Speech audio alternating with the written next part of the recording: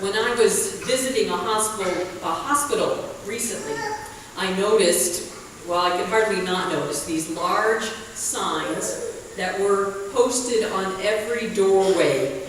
They were signs in the hallways and waiting rooms and elevators everywhere. Foam in, foam out.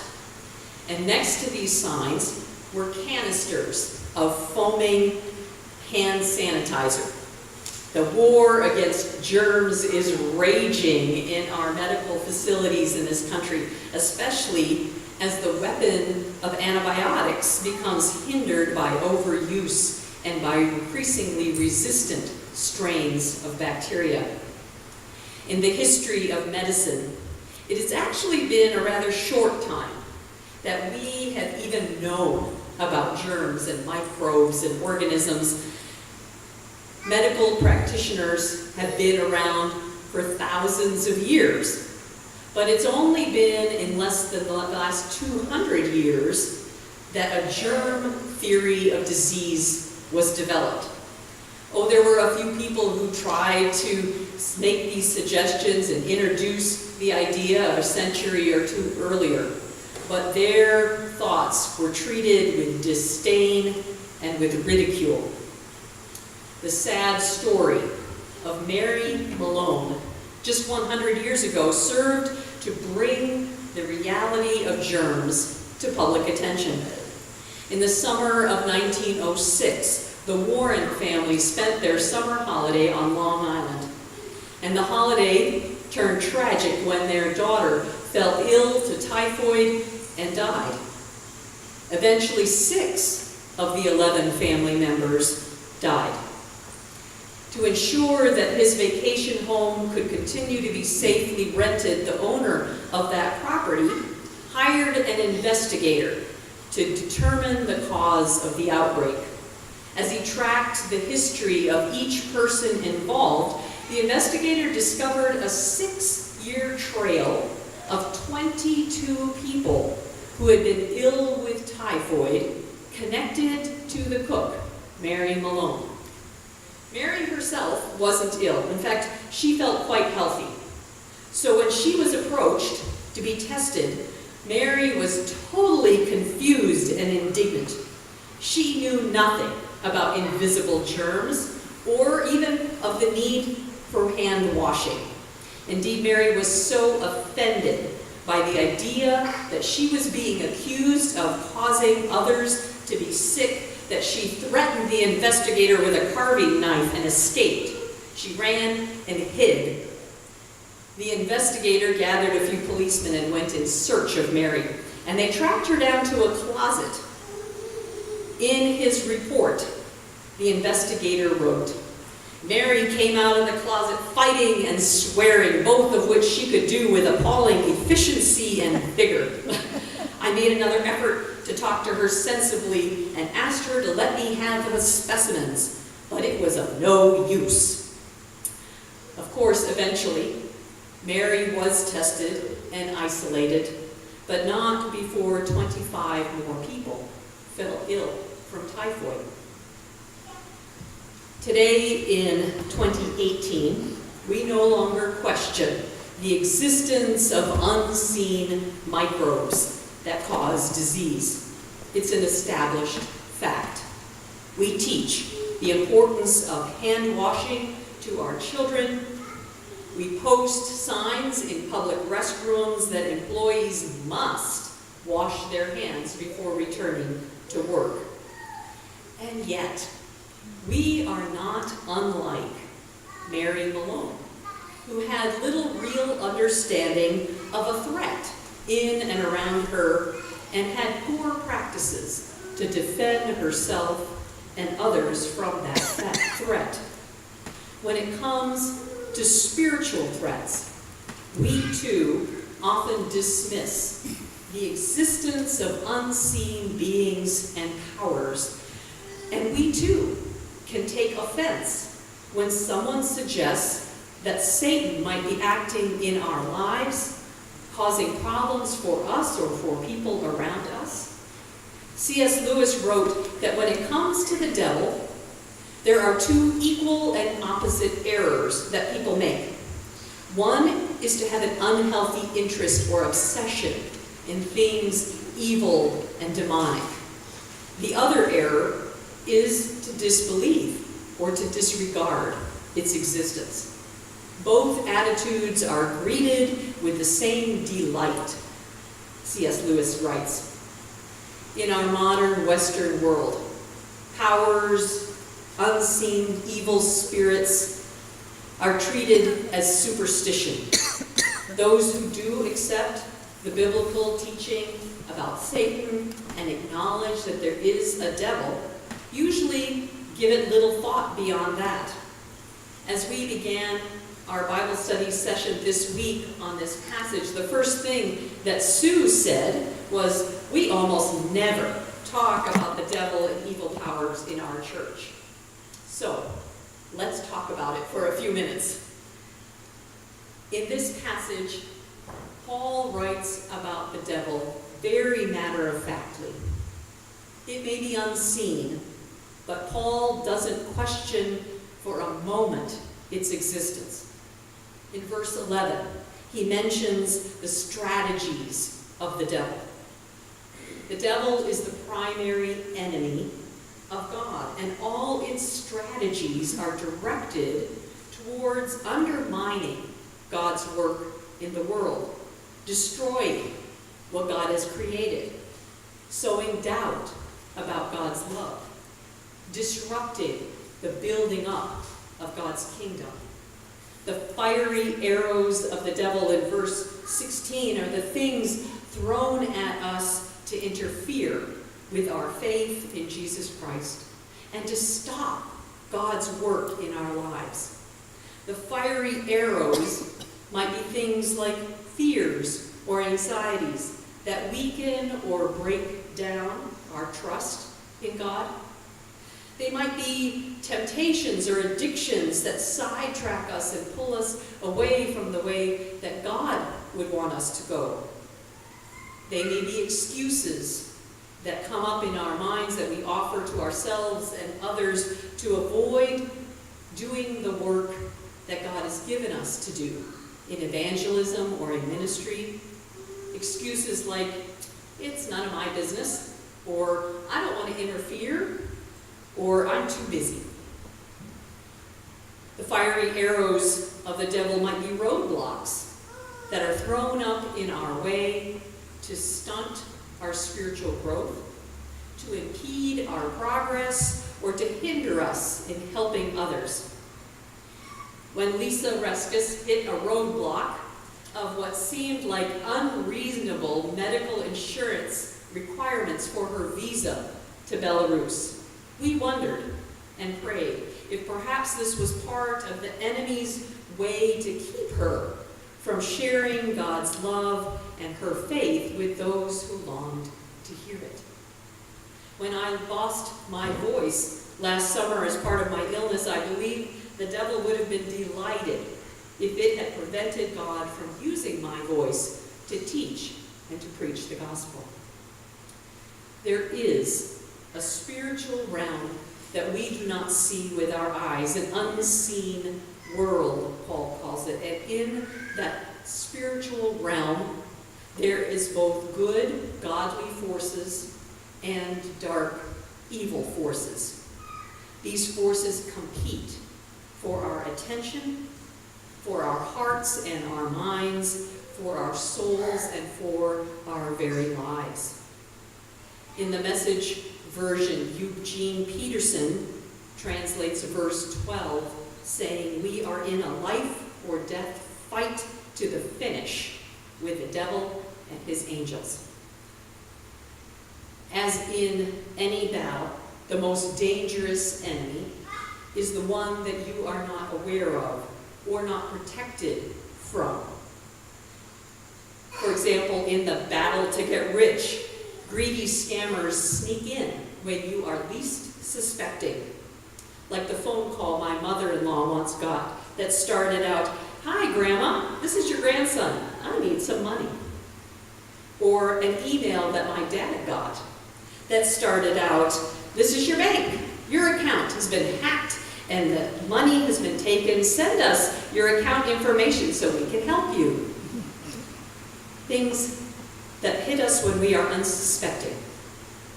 The world is a dangerous place, but just like there is a way to fight the unseen enemies of germs, there is a way to fight the unseen enemy of evil. Just like we fight disease by raising awareness and teaching healthy habits, so too we must raise awareness of the devil and his schemes and learn healthy spiritual habits. Just like healthcare workers put on personal protective equipment, so too we must don our spiritual personal protective equipment. 4 times in this passage, Paul tells us that the purpose of this armor, this equipment, is so that we will be able to stand firm, stand our ground. So this is not offensive equipment, but rather defensive, protective equipment. Some have taken the warrior imagery that Paul uses to envision the church in a battle against the world, against political leaders or against unbelievers, or an oppositional war against the secular world. But that's not the case. No, because it's God himself who takes on that frontline role and that oppositional role and confronts the devil and fights on our behalf. Jesus took that frontline position against evil when it tried to use the weapon of the cross. But Jesus took that weapon of violence and overcame it with a more powerful weapon of sacrificial love and of obedience to God's will. Jesus already won the decisive victory with his weapon of love, and we simply need to stand firm while the final skirmishes of this battle play out, as evil tries to do as much concluding damage as it can, and as God tries to win back as many lives as possible. And so, with awareness that there truly is an unseen enemy seeking to harm us, and with the confidence that God has provided us protective equipment, let's consider some of that equipment now with a different metaphor than what Paul uses. And since I'm a nurse, I'm going to use a medical metaphor. First, fill yourself with the nutrients of truth. Just as our bodies are strengthened by consuming all the vitamins and minerals necessary, our spiritual bodies are strengthened within when we consume truth, rather than filling ourselves with the empty and even harmful junk food of lies and half-truths. The enemy will seek to tempt us with sensational stories and hype, but we must be discerning in the choice of the news and the words that fill our minds, holding everything up in the light of the perfect protein of God's truth. Just as not all foods provide equal nutritional value, not all opinions and beliefs are equally valid. Some are simply self-serving. There's a popular lie in our culture that says God helps those who help themselves and me first. That's not found anywhere in our Bible. The truth is that God says again and again that we should love our neighbor and that we should help those who are poor and weak and vulnerable.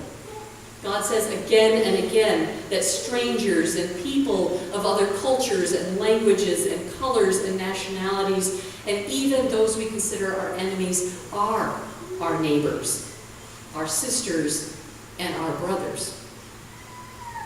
This past week, Several social media organizations shared the discovery that Russian trolls have posted hundreds of messages about vaccinations. The strange thing was that the messages weren't all against vaccines. There was a balance of pro-vaccine and anti-vaccine messages, but what all the posts had in common was misinformation. Simply misleading information or lies. The doubt and the confusion that sows against the protection of vaccinations is similar to how misinformation about God and about the devil can sow doubt and confusion and keep us from protecting ourselves against the schemes of the devil. So fill yourselves with the nutrients of truth. Wash your hands and protect yourselves with the gloves of right living. It's been proven over and over again that washing hands is the single most important protection against disease. When we wash our lives of harmful behaviors and habits, it can have a powerful protective effect in our spiritual lives. When we refuse to let the rot of pornography infect our hearts and minds, when we wash off the contaminating language of insults and disrespect, when we glove up against the temptations of financial fraud and privilege, we are guarding ourselves against the infecting power of evil. Personal holiness is like personal hygiene.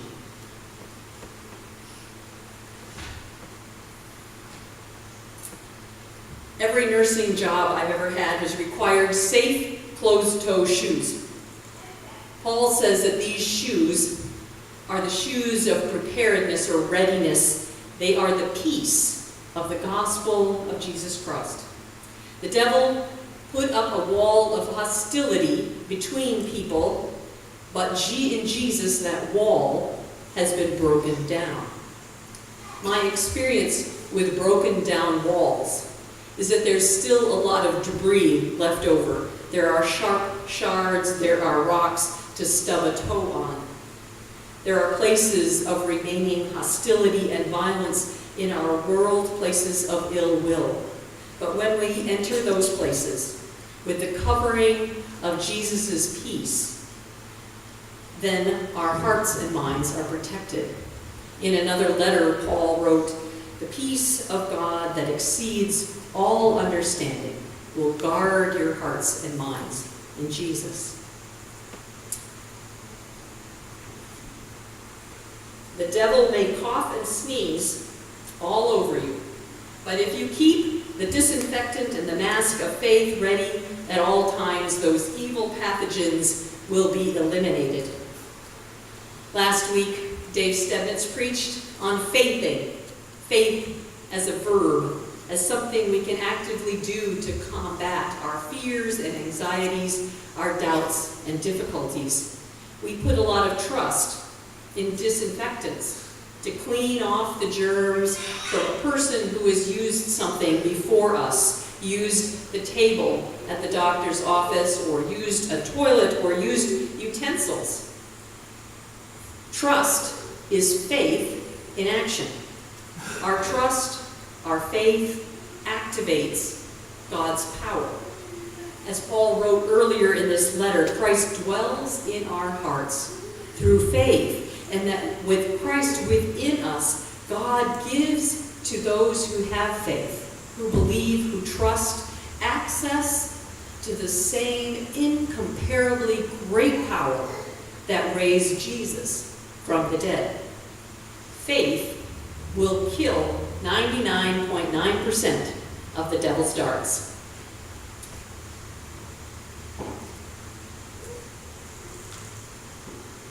This cleanses us from past sins, from the sweat and shame of guilt, from the dirt of despair and self-hatred.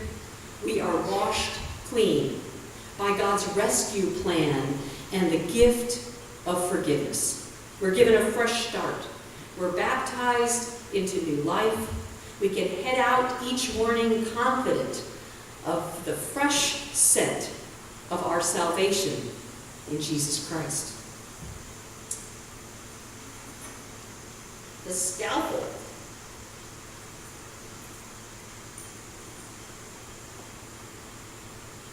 The scalpel of the Spirit is the Word of God in the Bible, and the Word of God spoken into our hearts by God's Spirit. The scalpel cuts to the heart of every matter. God can use a scalpel to cut out unhealthy growth.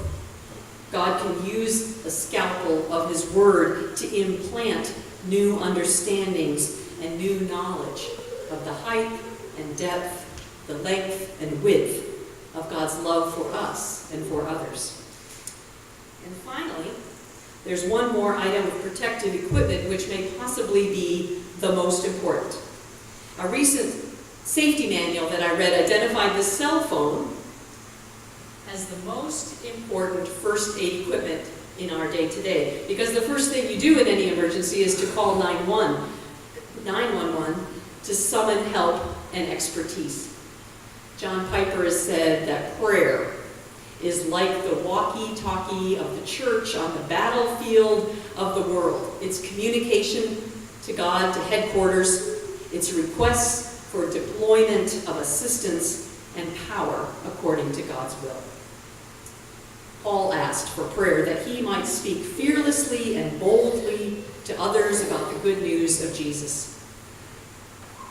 As we go out into the world, we need to seek to be like Paul, protecting ourselves and arming ourselves against the devil's schemes rather than like Mary Maloney.